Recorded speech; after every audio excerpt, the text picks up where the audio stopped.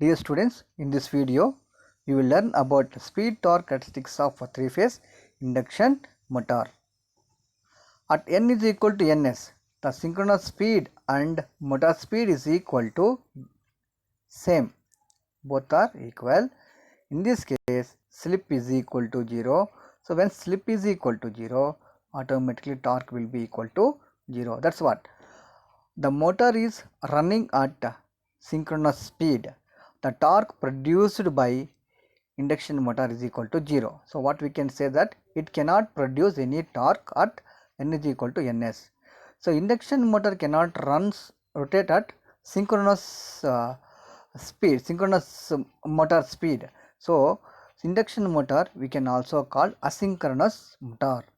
So, at n is equal to 0, the starting condition, the motor produces a torque called starting torque. So, starting torque is here. Starting torque of the, so at n is equal to 0, the speed is equal to 0, starting torque will be produced. So, you can see in this graph, when the torque is increases, speed will be reduced. Since torque, when the load increases, load on the induction motor will increase, the torque will increase. Torque increases, automatically the speed of the induction motor will be reduced. Since load increases, no, so that's what speed of the induction motor will be reduced. So here in this graph you can observe full load point and maximum point of the torque. So you can observe in this figure.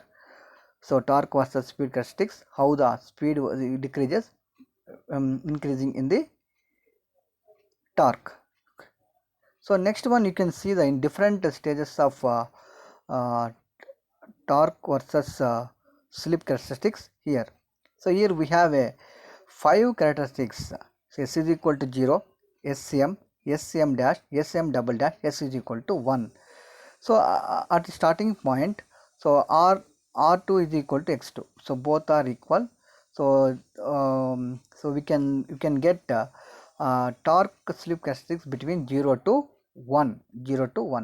When R2 double dash is greater than the R2 dash, so we can get the torque slip characteristics between S is equal to 0 to Sm double dash. R2 dash is greater than R2, so you can get the slip between 0 to Sm dash, and R2 original. So R2 is original, the characteristics we will get from 0 to Sm. So here maximum torque line we can observe in this figure. If the maximum torque Tm is required at starting, then Sm slip is equal to motor slip is equal to 1, as at the start slip is always unity. So Sm is equal to 1, then R2 by X2 ratio also is equal to 1, then resistance of the rotor and reactance of the rotor equal. So R2 is equal to X2, then starting torque is equal to maximum torque. So now here, so we can observe that when we can observe slip varies with respect to motor speed. So when n is equal to ns, slip is equal to 0, n is greater than, n value is greater than ns, so it will produce negative slip. S is negative and n is less than ns, the slip is positive.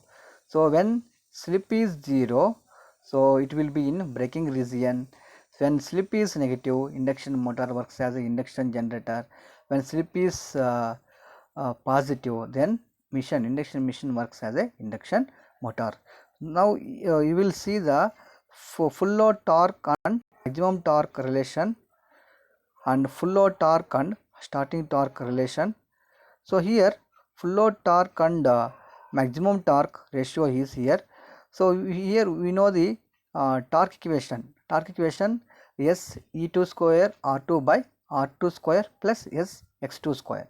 So here we take a full load. So in full load means SF slip consider as a SF, maximum load, maximum torque, so you can consider as a Sm. So this is the difference between full load torque and maximum torque. So in place of SF, if we consider, that will be equal to full load torque, So Sm, if we consider that, it will equal to maximum torque. So take a ratio of between these two torques, full load torque and maximum torque, and simplify this one. So Scf by Sm you take common, and also here we have to consider one more relation is that R2 by X2 is equal to Sm you take, R2 by X2 is equal to Sm you take. So then you will get the final relation is full load torque by maximum torque is equal to 2f Sm by S square plus S square you will get. So this is the relation of full load and maximum torque ratio. And next one we will move to the one more relation, starting torque and maximum torque ratio. So starting torque you take St and maximum torque you take Tm. Similarly here also, so starting torque at the time of starting, so slip is equal to 1. Slip is equal to 1 you take, and maximum torque slip is equal to Sm you consider. So take a ratio between these two, starting torque and maximum torque. Starting torque S is equal to 1, that's what slip will not appear in this torque equation.